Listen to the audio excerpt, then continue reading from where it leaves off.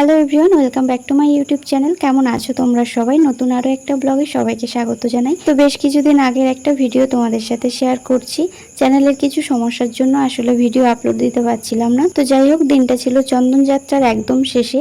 তো 1 মাস ধরে যে ভগবানের চন্দনযাত্রার উৎসব চলে, 1 মাস ধরে ভগবানের চন্দন মাখাতে হয়, আর তার শেষে আর কি ভগবানের স্নান করে নতুন পোশাক পরানো হয়। তো দিনটা ছিল সেই দিন। তো সকালে বাবা মন্দিরে আরতি করার পর এখন ভগবানের স্নান করাবে। তো রাধা মাধবকে সিংহাসন থেকে নামিয়ে নেওয়ার পর সিংহাসনটা পরিষ্কার করে নিয়েছে, আর এরপরে আসনটাও বদলে দিয়েছে। তো যখন যখন স্নান করানো হয় তো ভগবানের আসনটা পরিবর্তন করে দেওয়া হয়। তো এরপরে বাবা ভগবানের স্নান করিয়ে দেবে। তো প্রথমে চন্দনটা পরিষ্কার করে নিচ্ছে, আর এরপরে স্নান করাবে। তো যেহেতু 1 মাস ধরে চন্দনটা মাখানো ছিল, তো সেই জন্য আর কি পরিষ্কার করে নিচ্ছে প্রথমে।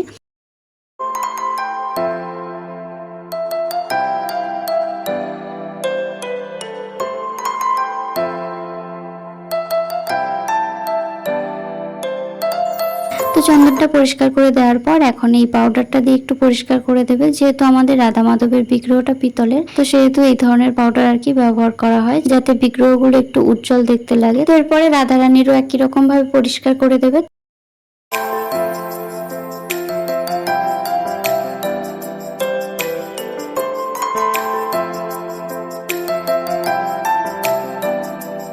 তো এখন আমি চলে এসেছি রান্নাঘরে। তো আজকে যেহেতু একটা বিশেষ দিন, তো তার জন্য অনেক রকম পদ আর কি রান্না হবে। তো অফ ক্যামেরাতে আমি সবজিগুলো কেটে নিয়েছি, আর আজকে একটা রেসিপিও শেয়ার করেছি। তো এরপরে আমি মন্দিরে চলে এসেছি, আর পাউডারটা দিয়ে পরিষ্কার করে দেওয়ার পর এখন বাবা আর কি বাটার মাখিয়ে দিচ্ছে, মানে মাখন মাখিয়ে দিচ্ছে। তো ঘি দিয়েও স্নান করানো হয়, তো আজকে আর কি মাখন দেওয়া হচ্ছে। তো আমাদের রাধা মাধবের বিগ্রহটা অনেক বছর আগে প্রতিষ্ঠা করা, তো তারপর থেকে সেইভাবে পরিষ্কার করা হয়নি। তো পাউডারটা দিয়ে পরিষ্কার করে দেওয়ার পর একদম অন্যরকম লাগছে, ভীষণ সুন্দর লাগছিল। ক্যামেরাতে তোমরা কতটা বুঝতে পারছো জানি না, তো ভীষণ সুন্দর লাগছিল, অন্য রকম লাগছিল, একদম যেন নতুন বিগ্রহ কেনা হয়েছে এরকম। তো মাখনটা মাখিয়ে দেওয়ার পর আরো একবার স্নান করাবে। তারপর সবশেষে ডাবের জল দিয়ে স্নান করানো হবে, যেটা আমরা স্নান করার পর প্রসাদ হিসাবে পাবো। তো এখানটা বাবা আর কি ডাবটা কেটে নিচ্ছে।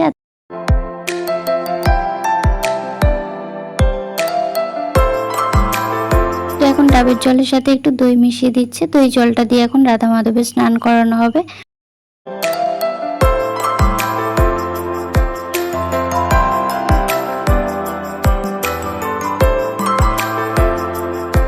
তো বাবা মন্দিরে রাধা মাধবের স্নান করিয়ে দিচ্ছে, আর আমি এখানটা রাধা রানীর কয়েকটা জুয়েলারি আর শাঁখা বলা পরিষ্কার করে দিচ্ছি।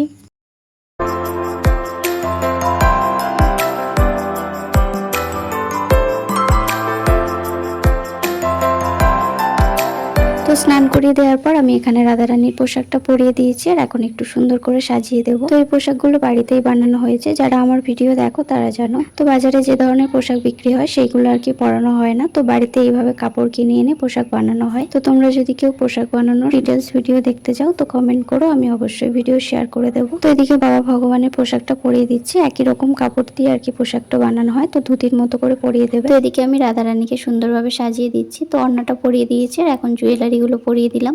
তো এরপরে চুল, মাথার মুকুট, কানের দুল, তো সব জুয়েলারি পরিয়ে দিয়েছি, আর এখন একটু রাধারানীর মুখটা সাজিয়ে দিচ্ছি। তো পাউডারটা দিয়ে পরিষ্কার করে দেওয়ার জন্য মুখের ডিজাইন গুলো আর কি উঠে গেছে, তো তার জন্য ফেব্রিক দিয়ে একটু সাজিয়ে দিচ্ছি। তো একেবারে সাজিয়ে নেওয়ার পর তারপর তোমাদেরকে দেখাচ্ছি, যেহেতু আমি এক হাতে ভিডিও করছি।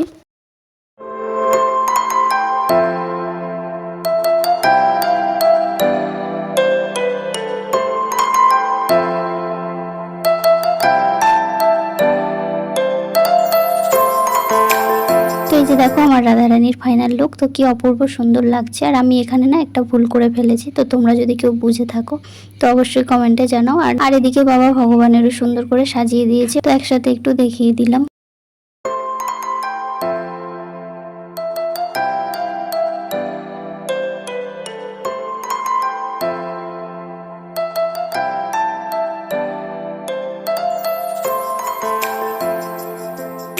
তো এখন বাবা রাধা মাধবকে সিংহাসনে তুলে দিচ্ছে।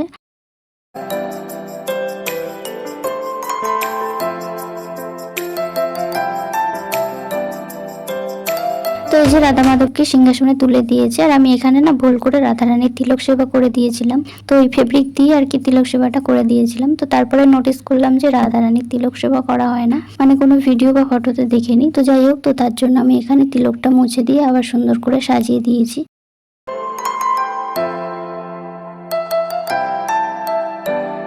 তো তো এখন দুপুরে ভগবানের ভোগের জন্য মা এখানে রান্না করছে।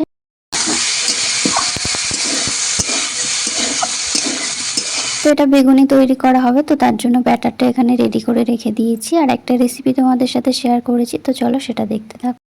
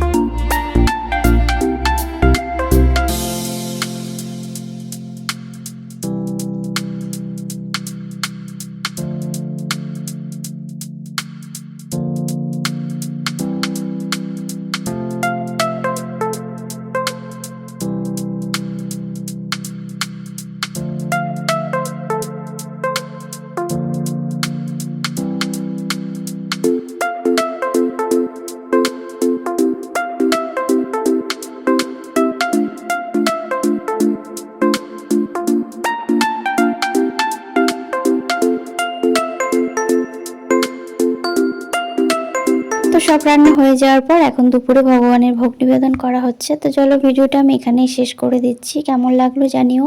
ভিডিও ভালো লাগলে চ্যানেলটা সাবস্ক্রাইব করে দিও আর একটা করে কমেন্ট সবাই করে যেও। তো পরের কোনো ব্লগে আবার দেখা করছি। সবাই ভালো থেকো, সবাইকে টাটা।